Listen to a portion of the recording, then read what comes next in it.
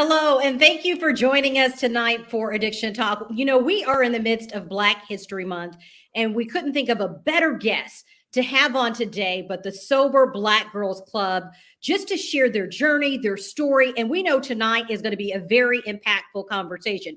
We want you also to join in on the conversation tonight. If you have a question, drop it in the chat. As we get through the end of the show, we will be taking audience questions because we really want this to be an opportunity for you to learn and us to share and also to get inspiration on people who are living their best life in recovery and showing others how to do it. So just let's take a look to learn a little bit more about the Sober Black Girls Club.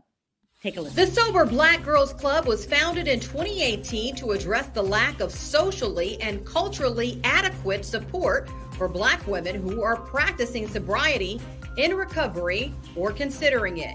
The organization runs a podcast, a blog, and a mentorship program and hosts support meetings and events, and even assists members with rehab expenses. Since its inception, the organization has more than doubled in size and has over 22,000 Instagram followers. Addiction Talk starts now.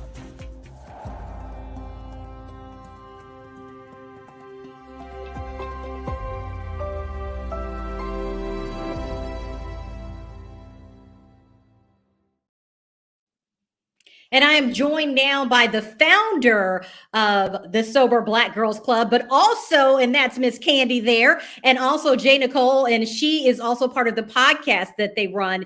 But they are both in sobriety and women who are making an impact in this area. So thank you so much both for joining us tonight.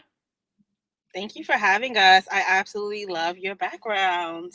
I know. You know what? We had to come with it, Katie, we had to come with it. We said we have to make sure that we represent so people know when they walk away from today how to reach you, how to support you, and how to be a part of the movement that I see that you're doing and the impact you're leaving on the world. So jumping right into this, you know, when we think of about Black History Month and talking about sobriety in the Black community and sobriety among women of color, particularly Black women. I want to start with you, Katie. Why do we need to be having this conversation? And are we talking about it enough? Well, I think, I believe a month ago or so, a study came out about depression. And I couldn't believe the findings of this depression, basically stating that Black women experience symptoms differently in regards to depression than other demographics. In my head, I'm like, duh, that's obvious, right? Black women, for the most part, especially in the United States, hold a lot of responsibilities in regard to ourselves and the household. It comes with a lot of stress. I talk about myself, the things that I went through, especially in my early addiction, not knowing that what I was experiencing was addiction, not knowing that before my addiction, I was experiencing depression, just thinking that I was just had the blues, couldn't put a name to it. I was still going to work, just really upset, miserable, and I was drinking, right? And a year after my drinking turned from a drinking problem to a straight up addiction, when my therapist was telling me that what I was experiencing was addiction, I couldn't believe her. I said, what are you talking about? I am an attorney. I'm still going to work. I have my apartment.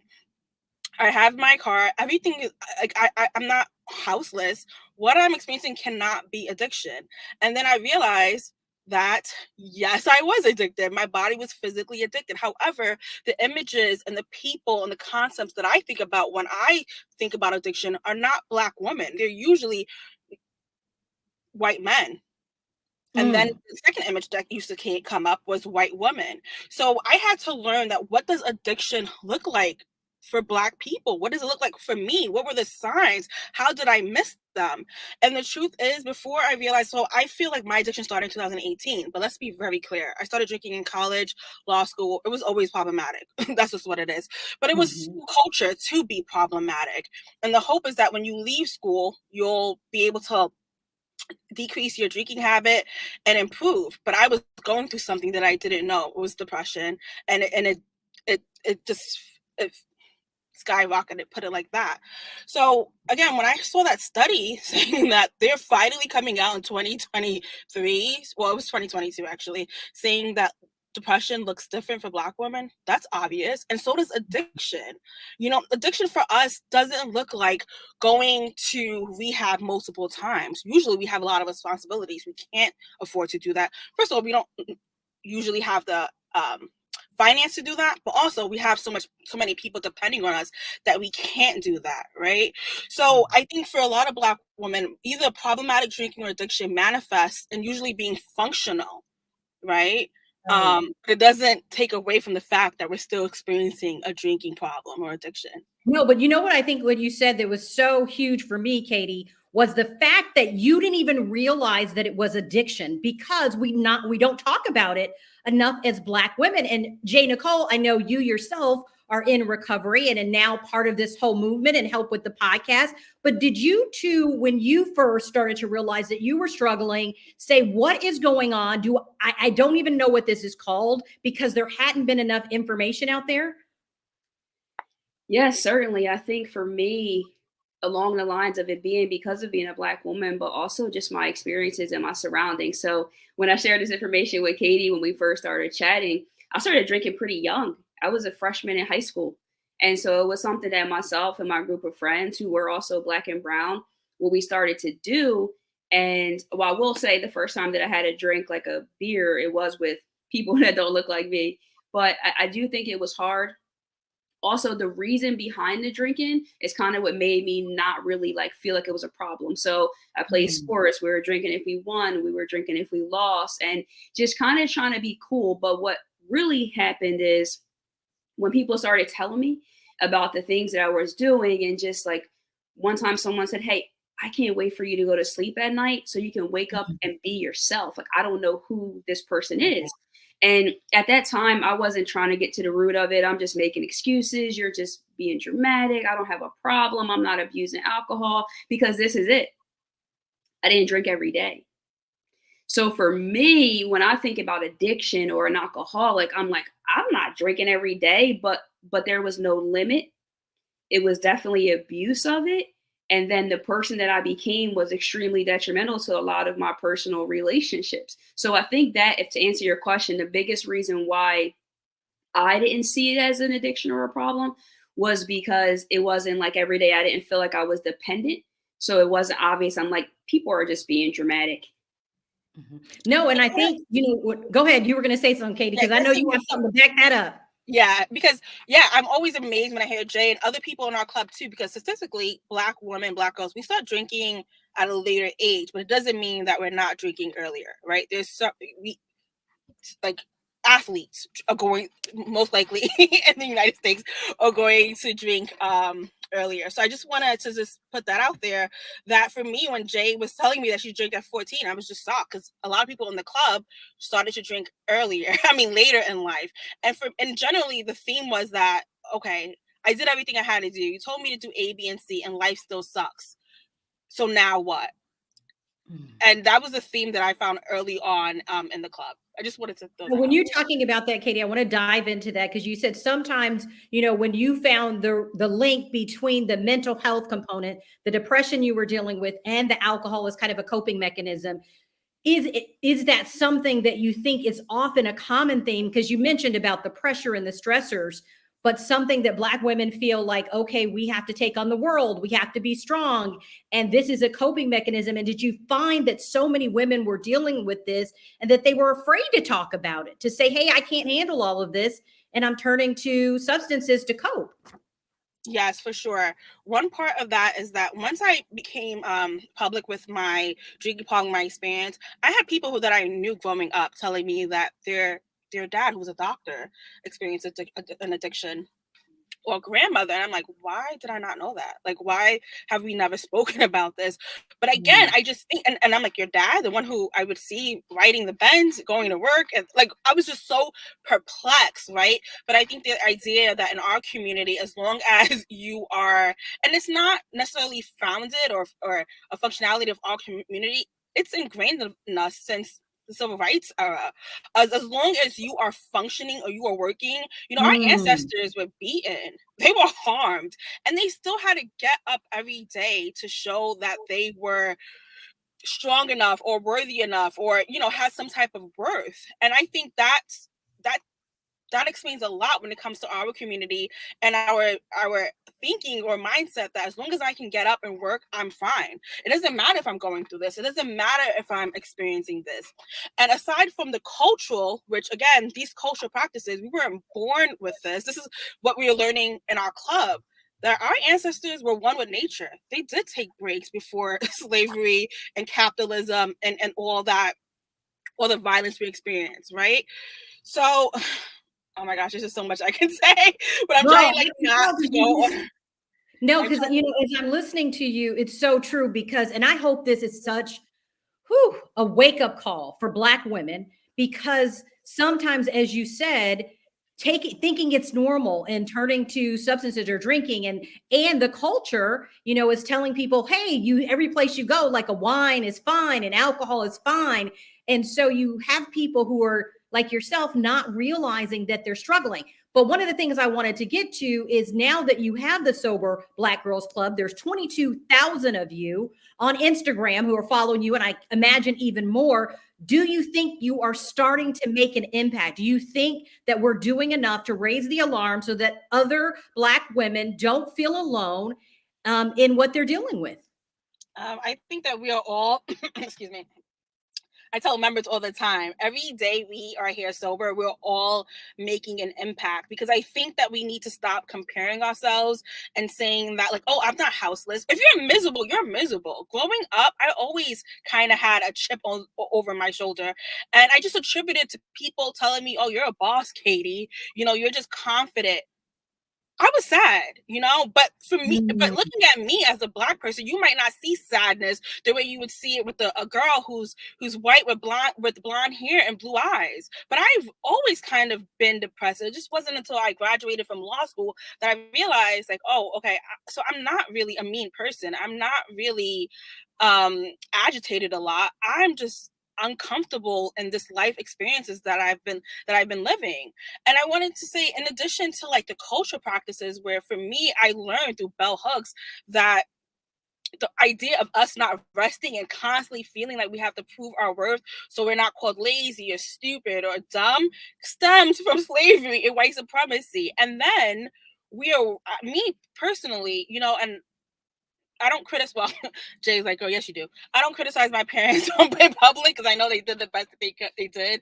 Nigerian immigrants did the best that they could, but they're raising me based on white supremacist ideas of constantly, being a certain size, looking a certain way, being quiet when I'm around white folks. All of that has an internal impact on my confidence and how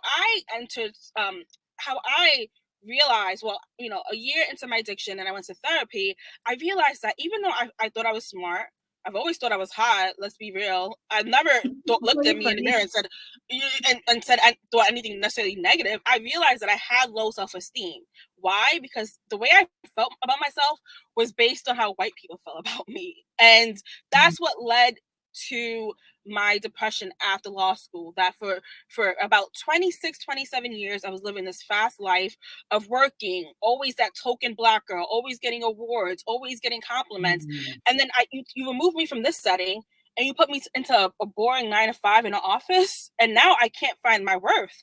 I'm like, this is not rewarding. I don't feel special. I'm not that token Black girl. And it took a lot of unlearning and relearning. And I realized that, like, wow, I have a lot of work to do. As smart as I thought I was, I didn't know a lot. No, and you know what I want to go back to for both of you, because Jay Nicole, I know you were about to say something. Yeah, I was just reading to answer your question about the impact too. A couple of the quick things from the Sober Black Girls Club podcast. Just a recent review was, from dealing with college experience, being a woman of color, mental health, and grief. Y'all hit the nail on the head about these topics. Glad I found this podcast, exactly what I've been looking for. So just answering that, I was praying to God this morning I would find a group that understands me and help me through this. And then boom, I can't wait to listen to more. So just in short, to answer your question, I think that is definitely having a tremendous amount of impact. No, that's huge. And I want to go back to you, Jay Nicole, and talk about, for both of you, what was the final wake-up call to get help or to change what was going on? What was your rock bottom? I always like to hear from people, because I think that can help another person to see, hey, this is what you may be experiencing. I mean, everybody's journey is unique, but I want to know, what was it for you, J. Nicole? This is live, right? It recorded. I just want to make sure. Live and recorded, girl. I gotta be a little considerate about that. But no, all jokes aside, for me, again, that was December 22nd, 2008 was the last time that I had a drink. Before that, I tried multiple times to put 24 hours together. Hey, I'm going to stop drinking. Just for context, this was my senior year of college. So everyone's partying. It's constantly around. I live on campus too, so it's just all around. And I tried to put a couple of times together. I went to AA meetings. I got my first 24-hour coin. I was like, oh, I'm feeling myself. But then that weekend came and I was like, well, I'm just not going to drink hard alcohol. I think I'm going to drink hard cider, and then I just drank a ton of whatever it was. So it's still getting to the same point. So I woke up on December 22nd and I'm looking at my phone, I'm looking at Facebook, and I'm like, what was I saying? I had no idea like about that. And that was terrifying for me for the last time, to not know what happened the night before and to be able to put certain things together. I had already had a DUI at the age of 19, and my blood alcohol level was 0.19. Like, I was twice the limit and I should have not be here. And that wasn't a wake up call. 19, sober at 23. So again, it's just not realizing how detrimental of a problem it is. So I woke up, I had my last drink, and I just said, you know what, like, I want to be the best version of myself, and I cannot do this with alcohol in my life. I don't know why it's such a problem for me, but it's different for me than other people. I was jealous. I wanted to be able to do it. I like drinking. Like, it's enjoyable. It was, but the terrible and the abusing it and the not knowing my limits. And I just got tired of all of the fights, the arguments, the putting things together, obviously, like, you know, hangovers. But the biggest thing for me was knowing that who I wanted to be, I couldn't do it with alcohol. So I've got to try. I never knew it would be 14 years, guys. I wasn't trying for Congratulations, first of all, to be 14. Yeah, I wasn't trying for it to be for the rest of my life. I actually was scared to tell people, because then what? They hold you accountable. Like, oh, I thought you weren't drinking anymore. It's like, mind your business, chill off me. But because I did tell people, I had a strong support system and friends who were tired of the problems that I caused them as well. Family members scaring my mom, terrifying people with all of this stuff, because one thing I didn't say is that when I would drink, a different version of me would come out. And so a lot of the pain and the trauma and the things I experienced that I normally wouldn't say, just calling people, these crazy drunk conversations, just saying what I think my heart really felt. And so that was also a thing to say, okay, there is some abuse here, some coping here. And by God's grace, and I've been able to put it together one day at a time. I did go to AA meetings. I did utilize the rooms the best that I could. I never completed the 12 steps, but I did take a lot of principles from there and been able to apply it. So. No, powerful story. And once again, I have to, you know, making it 14 years is huge. And being able to be vulnerable and transparent, as you said, about your story, I think is going to be impactful for somebody who is going to be watching this. So now I want to go to you, Katie. What was that moment for you that was the wake up call that said everything's got to change now? I don't even think I've shared this with Jay before. Or maybe I have. I don't know. I don't remember. I don't think I've said this before and out loud. But so a year before I decided I need help, not necessarily I got sober. You know, there's stages. There's a phase between knowing, accepting something, and then actually taking the actions and steps to doing what you need to do. So a year before that, my therapist, she, you know, I knew I needed to get help for my depression. And that's all I thought I had. And my therapist just said, I think you need to stop drinking. And I looked at her like, you're out of your mind. I don't have it. Like, are you, like, what are you talking about? Like, you know, my family is Muslim and I didn't start drinking till late. No one in my family drinks. Like, I don't come from that household. What are you talking about? I left her office, went back out, did what I did, drank, and destroyed my life even more. And it wasn't until maybe a year later from that, my first therapist session with that therapist, that I woke up. I'm going to share it. I woke, and it's probably not that serious, but it is serious to me, because I woke up, and mind you, I've always been a rebel in my family. So I'm the one with tattoos and piercings, and you know, I'm the rebel Muslim. I'm the rebel daughter from two Nigerian Muslim parents, and I was drinking, and somehow I ended up in my parents' bed. unclothed. Not funny, but funny now. And my sister, Jay, I don't think I've ever shared this with you. And my sister came in and she was like traumatized, right? Like never seeing my body in the flesh. Well, she has no reason to see it, but never seeing like the tattoos and the things, and she was traumatized. And I realized that my actions and the way I was drinking, I'm traumatizing a younger person the way people older than me traumatized me when I was a kid. And I didn't like, I said, no, I'm not going to follow, even though I'm not hitting her or being physical with her or degrading her per se. This is traumatizing for a person, for my little sister to see me on my parents' bed naked, blackout drunk. And I was like, I gotta stop drinking. I clearly have a drinking problem, and was my rock bottom. Well, let's talk about that with me, by the way. So yeah, I honestly, it's a very vulnerable moment. I mean, because on this journey, like you said, you don't always share everything, but sometimes there are stages to even feeling comfortable to say, "Hey, this was my moment." And I want to go through maybe some common misconceptions about addiction and Black women. I think one, and this maybe apply across the board. Jay Nicole, you said, "Hey, I didn't drink every day, so of course I can't be struggling with addiction. It's fine because it wasn't every day." And I think that's across the board. But are there any other ones that you guys can think of that are misconceptions or things that people don't really understand or get? I'm going to say one thing. I think there's this misconception that you actually have to hit a rock bottom, or that our rock bottom has to look the same to each other. So I'm still going to rooms. I went to a 12-step meeting 2 days ago because I needed fellowship, and SBGC didn't have a meeting, and I felt like I needed a meeting. And I hear stories all the time about people, urinating on the streets and doing all things that I would be like side eye, but to them that was just what their drinking looked like.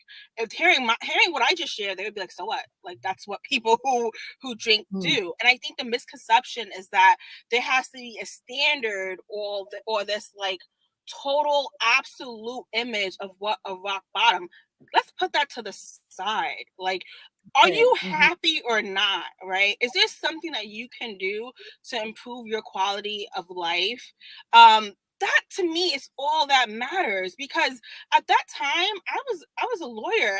I mean, I am still a lawyer, don't get me wrong, but I'm still a lawyer. But at that time I was like thinking I was gonna be this big shot lawyer. I had an apartment, I had a car, and it didn't hit me that drinking alcohol was a part of the problem, because I'm living better than a lot of people are living, right? I'm comparing myself to other people. And I think that we have to do away, for me, and I understand how labels are helpful for a lot of people, right? People get to feel enlightened by calling themselves an alcoholic. Personally, I just don't. I feel like if I'm going to call myself an alcoholic, I might as well call myself a creative, intelligent person. There's so many other adjectives you could describe me. So personally, I don't, with the whole alcoholic label. But I feel like even that label, even the image of what a person experiencing addiction has to look like, was keeping me from addressing my problems, addressing my unhappiness. So I just say the myth is that the myth is you thinking that your drinking or your experience with alcohol, relationship with alcohol, has to look like everyone else's. In our meetings, in our community and club, we're focusing on the person, because we all deserve to live our best lives. And what my best life looks like might be different from Joy's, might look different from Jay Nicole's, and that is okay. Moving away, I'll end this by saying this. Let me end this, right? So I thought I was supposed to be happy because, again, my parents growing up, and I don't want to say my parents, society, parents, teachers, get an education, get rich, do ABC, become a lawyer, putting all these things in my head about who I should be. When growing up, I've always been a creative. I've always been funny. I've always been just in the arts, not necessarily someone who, I didn't have dreams of becoming a lawyer, but again, following this image of what society was telling me to be. The same thing with addiction, not fitting this image. Now I'm not even going towards that lane and saying, wait, no, that can't be me, because there's this image. But for me, the wake up call was realizing that there's hardly, unless it's negative, and this is my opinion. Some of y'all might be like, my opinion. No, I want to hear your opinion. I think it's important from your perspective. Unless it's negative, this country is never going to have an appropriate opinion about me or image for me to abide by or follow that doesn't erase who I am as a Black queer woman, if that makes sense. So I had to really accept and listen that, like, I'm not going to see generally, especially in the past, these images of what a successful person looks like, what a happy, of course it's not going to be me, because I am not the ideal American it girl, and I have to understand that and create my own lane and carve out my own image. No, and you know what I like about what you said there? First of all, is the fact that everybody looks different in this, right? This journey, this rock bottom, this how you're drinking manifests itself. I mean, there are certain things that are commonalities, right? That we know when it comes to addiction. But at the same time, you're looking to say, hey, it should look like this, and it doesn't always look like that. And creating your own lane. Speaking of creating your own lane, you did that. Because not only did you say, hey, I am struggling myself, I get help, I'm doing better, I'm in recovery, but now I want to go back and create another lane. I want to create a roadmap and a support system for other Black women or other people who are struggling with this. So tell me, Katie, I want to ask you, when did you realize that you had to do this on a greater level, that this was bigger than just your own sobriety? I'm like, it was like a year of therapy while I was navigating my sobriety with a different therapist, not the one that I initially saw. And just the breakdown of me realizing, and I was a big mouth, probably still a big mouth right now, very like talkative, very, narrow-minded person, thought I was always right, even though generally I was always right. But like just having like this like really narrow image, right? And then through therapy, when she was telling me like, Katie, true confidence does not come from like what you do, it's from who you are. And that was just such a shocker to me, because it was, I don't know how to describe how sad I was to realize I felt like a loser, and lack of better words, I felt like a loser because I felt like I did not know who I was. I couldn't tell you what my favorite color was. I couldn't tell you the things that do I like this, or do I like this because this person liked it? I realized, I think like for me, my whole life just felt very, putting the ball down was one thing, but then also feeling like defeated, feeling like, oh my gosh, I put so much work into my life, and for me to end up here, and here, not only addiction here, but not knowing who I am, truly who I am. That's when I had to do research. I had to look into, how did I get here? My parents instilled in me getting good grades, being number one, being the best at everything. And I felt like I did that. How am I here? And that's when I found Bell Hooks, and she just blew up my world. And I said, as Black people, we got to be Bell Hooks. We got to. One of the things I wanted to say too about Katie and creating a Sober Black Girls Club, well, two things. One, just to go back to the myth, to answer that question, one of the things I think is important to highlight is because alcohol is socially acceptable. So again, no shade or no offense to anyone that utilizes any other substances, but it's rare. You're not going to see a couple people shooting up heroin in a restaurant together. So that's something where it's a lot more shame. It's a lot more secretive. It's a lot more hush hush, but drinking is like, hey, you're stressed out, let's go grab a drink. Hey, it's so much more socially acceptable. So I think it makes it harder for you to identify and recognize that difference. But that's a picture I like to paint. Like, you're not going to just be like, oh, look at all these people over here shooting up or, sniffing cocaine on the table. But you will see drinking from generation to generations, and all of those things is something that, I definitely wanted to share. And think about Sober Black Girls Club. I always tell Katie this, and she just blows me off when I tell her, but we connected because she invited me to speak at the club. And when I'm telling people, I'm like, it's this thing, it's called Sober Black Girls Club. Oh my gosh. Because again, I had over a decade of sobriety at that point, and there wasn't anything that I've ever found where I could identify with this specific group of people. I was just like so blown away. I'm like, how can I like be a part of anything that you have going on? Let me know for sure. So somebody's sitting right now, they've heard a little bit of your story, Jay, Nicole, and Katie, where you're talking about your own struggles and just the mental health component of that. And they want to get connected to Sober Black Girls Club. What are they going to get? What are you able to provide that you feel was void, was missing, or a void out there for many women of color? Well, I think the number one thing is, I feel like, especially growing up as Black women, Black queer folks, Black people in general, there's this need for power. There's this need for status, right? And I think that when we have this artificial need, and I can say that because I had that, right? Just thinking, we lose sight of the things or the aspects or the values or the goals that we truly are aligned with. So for me, I had to like really tear down my ego. And I always tell folks, like, growing up, I know, especially in the Black community, which this is a zero tolerance SPGC. Like I always tell folks, there's no power dynamics, right? There's no, when I used to go to meetings, I used to hear things that like, just be quiet and do it. And just people who had years, the way they talk down to folks. We're not doing that, right? Because we know that that doesn't get us anywhere besides inflate our ego and then confuse us about like what it is that we actually need to work on. So for me, it was very important that I don't say, because you are moderating or because you are not doing 12 steps or because you're not going to rehab, you're not welcomed here.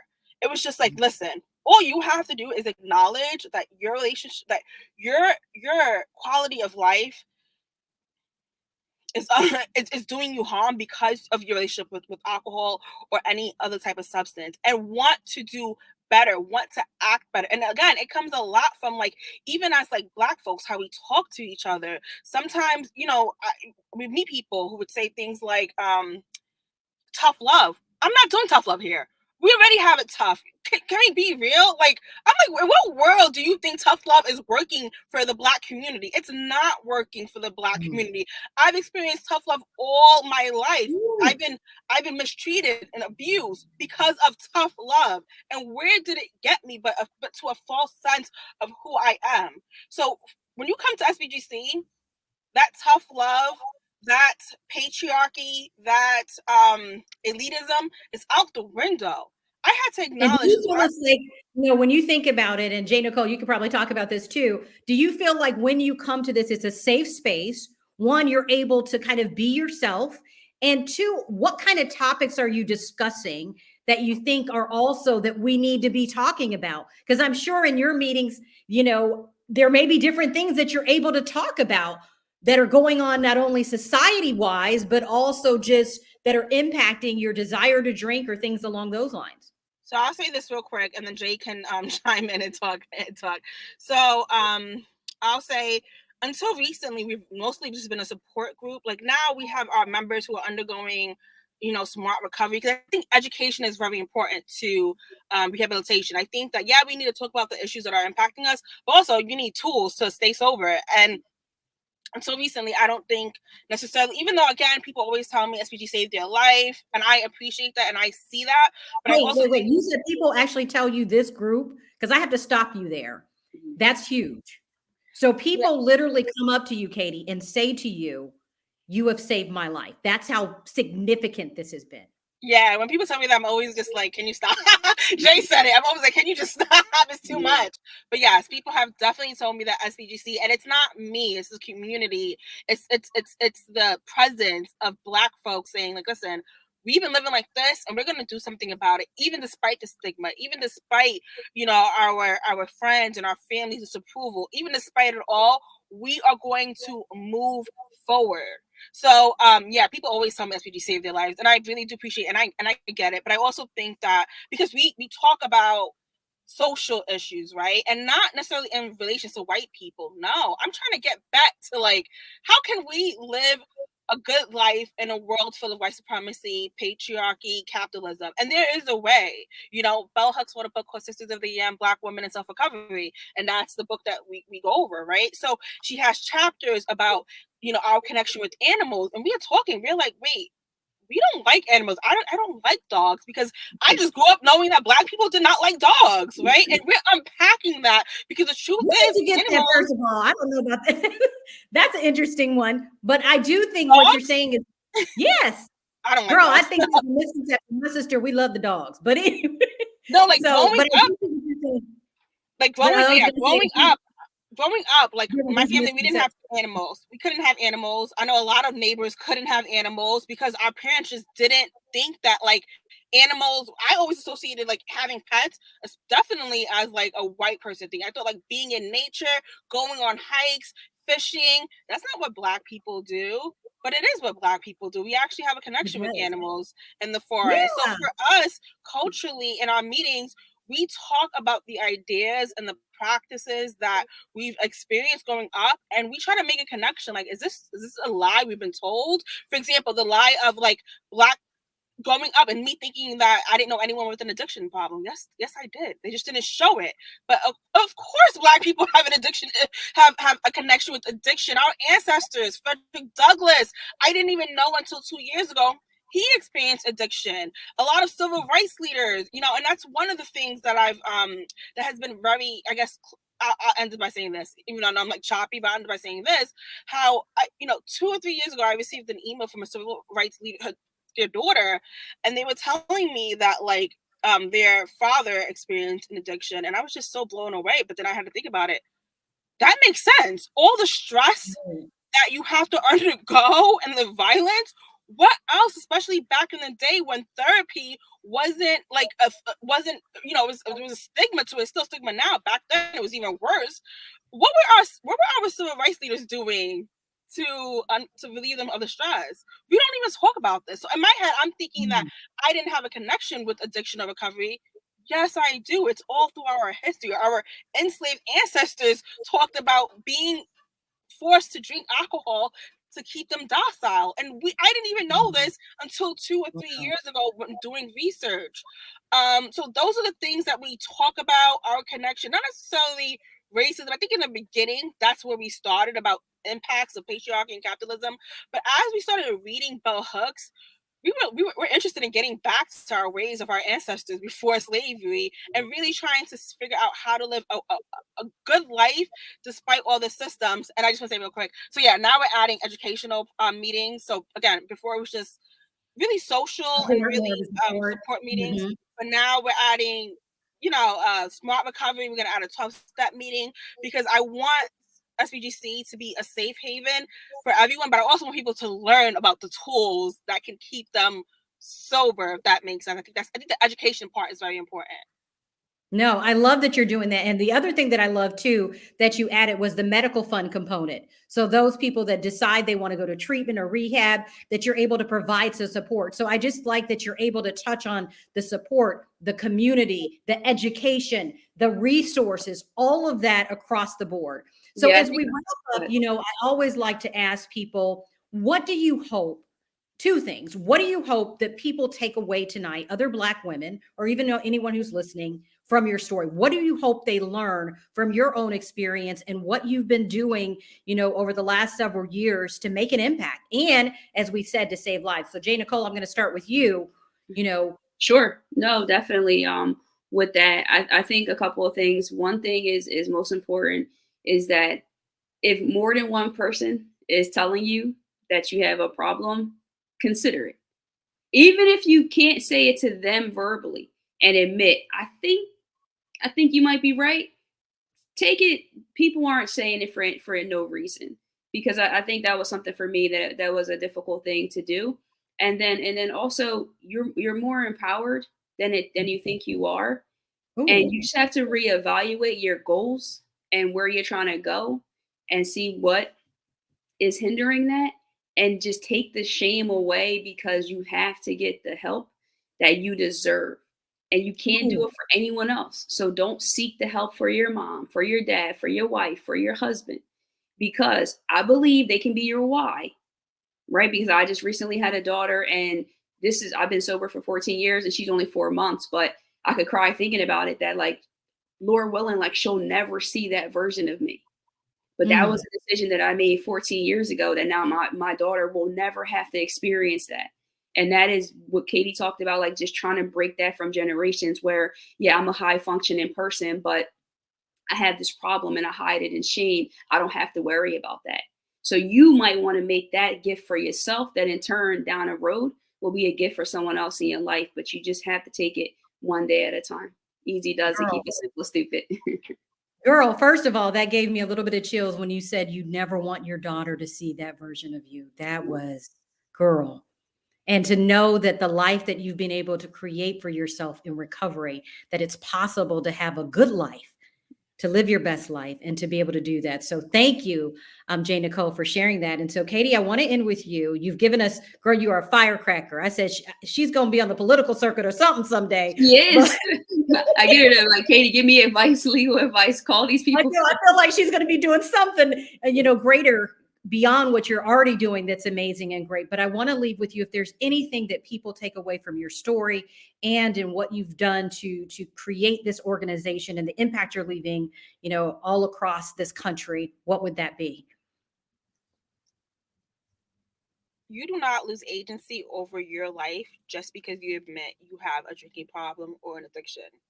I had to catch myself when Joy was talking about animals and like Black people, but that's Joy's experience. And you see what I'm Right. saying, how we have to be honest with ourselves and understand that like what we know what we've been through. And it might not look the same as the collective. So that's going to take rigorous honesty. It's going to take doing away with comparison. Oh, I was scared of animals. My neighbors were. It doesn't mean every single Black person in America grew up being scared of animals, right? Same thing with Jane Nicole when she talks about drinking at 14. I'm like, the statistics don't say that, but that's okay. It doesn't. We're not a monolith. It doesn't invalidate anyone's experience. So if what I've been saying today doesn't sound like something that's that you've experienced, what Jay has said doesn't sound like something that you've experienced, what Joy has, from her past guests, if it doesn't sound like you, that is okay. It doesn't have to, because we're not the same. We may have the same skin color, same tone, but we're not the same people, and we don't always live the exact same lives. So I feel like if you want to live your best life, you can use our stories for inspiration to do what's best That's for good. you. Use it as inspiration, right? So even like there's a lot of Black women who have wrote memoirs, and when I recommend them to people, they say, Katie, this is like religious. I'm like, so what? I'm not religious, but I still use it as inspiration. Oh, this woman got sober. I can get sober, even if it doesn't look like the same way that she got sober. Be authentic. Don't lose your agency, and understand that we only have one life to live. And you can live it any way you want. You have that power. I'm telling you, I know sometimes in different programs, they make it seem if you don't do this, you don't do that. You can look up the statistics. You can look up the numbers. I don't think this country has a real grasp, and I probably shouldn't say this on this channel, on addiction. I just don't think so. I think that there's so much to be figured out. There's so much to be solved. So I say that to say, if you generally hear that rehabs are bad, but you think it might be a good idea for you, then go. Like, why wouldn't you go? You know what I mean? If you feel like it can help you, go. I know people always say the turnaround rate. I didn't love my experience of rehab. Let me not say that. But what I did love was that for the first time in like years, I had 31 days of no drinking. I was happy for that short-lived period that I gave my system a rest. So even today, when I hear people talk about rehabs, I'm like, well, I'm fine with rehabs. I think it did me some justice, even though, yeah, did I go back out and start drinking? Yes, but at least it gave me a period of no drinking, of reflection, right? Of healing my body. So I know I'm rambling. I say that to say that this is your life. You can only use what your parents have been through, what I've been through, what Jay has been through. Guests on the show, Joy, as inspiration to get to the working, to figure out what is going on in your life and what are the tools and techniques that are going to best help you be safe, be sober, if that's your goal, and be happy.